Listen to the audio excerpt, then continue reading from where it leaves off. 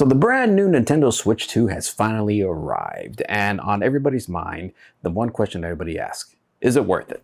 And I'm here to answer, no, it's not even close. Well, quickest video ever. All right. The answer is a lot more complex than just that. Coming in just at $500, we seriously, wait, we paid $500 for this?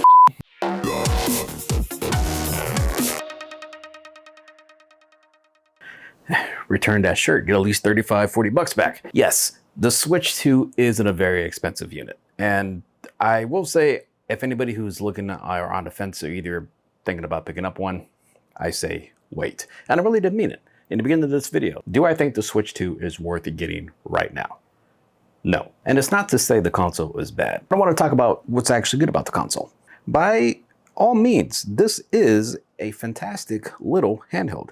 One of the main reasons why I got one is that I actually wanted to enjoy the original Switch games that I bought, such as Zelda Breath of the Wild and Tears of the Kingdom on the Switch 2.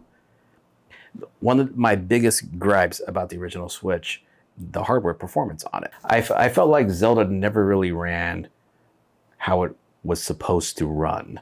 And the experience was never that of playing Zelda on the next gen console that is currently what you get when you play it on the Switch 2. So that's the reason I bought it. And the other reason why I bought it is for the fact of the GameCube library. I always wanted to play Zelda Wind Waker. When Nintendo announced that they're releasing GameCube on their online store, that was one of the main selling points for me that I jumped on. And happy to say that Wind Waker plays very well. Granted, it's not the HD version, Nintendo. That's what actually we all wanted. We didn't really want the GameCube version of it. We want the HD version of Wind Waker. You would sell a ton of copies if you had that. But it's a nice addition. You know, the screen coming in just slightly under 8 inches is great. The brightness on it is also great. Now, granted, you're not getting an OLED screen. It's a standard just LED screen, but I do think the quality of it is better than that of the original Nintendo Switch. Where the original Switch is only 720p, you actually have a full 1080p on the Switch 2. Overall, all this is a much better version of this. And if you go around the internet, that's pretty much what everybody is saying. Like, no matter what game, for the majority of good backwards compatibility that they have from the original Switch to the Switch 2, any game that you played on the original Switch runs better, smoother, loads faster on the Switch 2. Can't confirm it's every single game, but from all the ones that I played, such as Mario Odyssey, any of the Legend of Zelda games, even the Nintendo World Championship Edition, all run and load a lot faster on the Switch 2, which that is a plus. But again, is it worth paying the $500 price tag in order just to get a more upgraded version of what I already had? I'm a PC gamer, so I am used to paying close to $1,000 on an upgraded graphics card in order to play whatever's the next generation. I simply see it as upgrading to a new graphics card. And as far as the generational leap between the original Switch and this new Switch is a pretty huge leap in performance. Again, I think it's doubled the processing power, pretty much doubled the cores, almost double the RAM. It's 10 times the graphical power from the original Switch to the brand new Switch 2. If you want to get the Switch 2, and if you can afford it, by all means, it's a good system. What I'm just saying is, for what it's worth, for the price that you pay right now, for the games that are out for it, it's hard to justify to talk a person into it saying, oh my God, it's the best thing ever. Because let's face it, it's not. And frankly, Mario Kart, I'm not the biggest Mario Kart player like ever. And the reviews on that, it's not super stellar. Mario Kart is always going to be Mario Kart. It's fun. But if you look at it, that's really the only launch title that is a next-gen launch title for the Switch 2. There's a couple of indie games that are out for it. They came out with Cyberpunk, which is great, but I played Cyberpunk on my computer, and a lot of the other games that are already out, I've either have played and don't really have any interest in. Another drawback on it is the battery life. The battery life is not that great. It's only slightly better than the original Switch, and it's very under performance of the actual OLED Switch 2.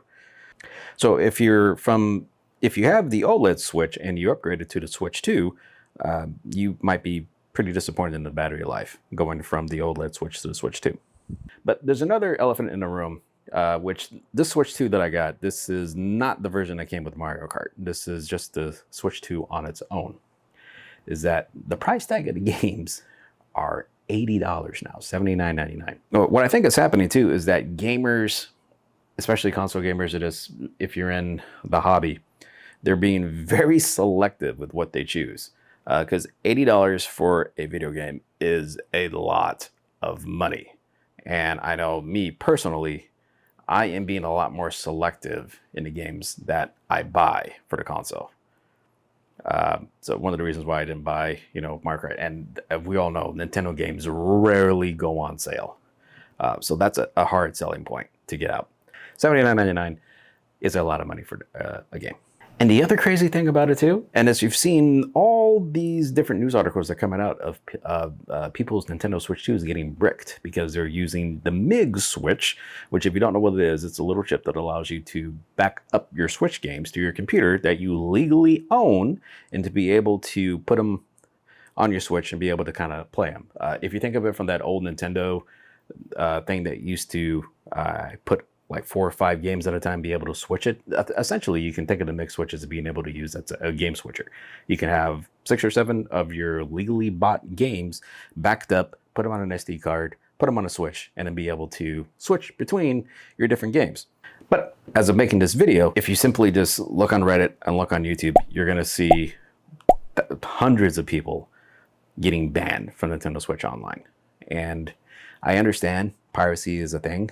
And look, I get it. Nintendo is trying to protect their IP. But at what point does it go from protecting your IP to mass paranoia? You might try to back up your legally owned acquired game, and all of a sudden your system gets bricked. You try maybe modding your console to do whatever it is that you can do, like homebrew games and things like that, and you're considered a pirate. It makes the Switch 2 much less a device that you own, and it feels more like a device that you're renting from Nintendo.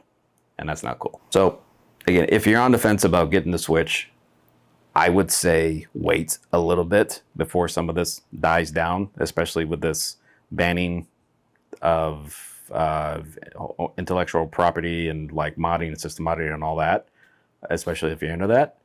I'd wait a little bit. If you're going on about getting it, again, if you want it, get it. But if you're looking to see if it's worth it, I just can't recommend it for you. But this is one man's opinion. Let me know what you think. Feel free to leave a comment down below. Love to hear what you think about the Switch 2. Did you buy it? Did you not want it? Are you anti-Nintendo? Are you a PC gamer? Again, this is James from Iron Tech. I'll catch you in the next video. Take care.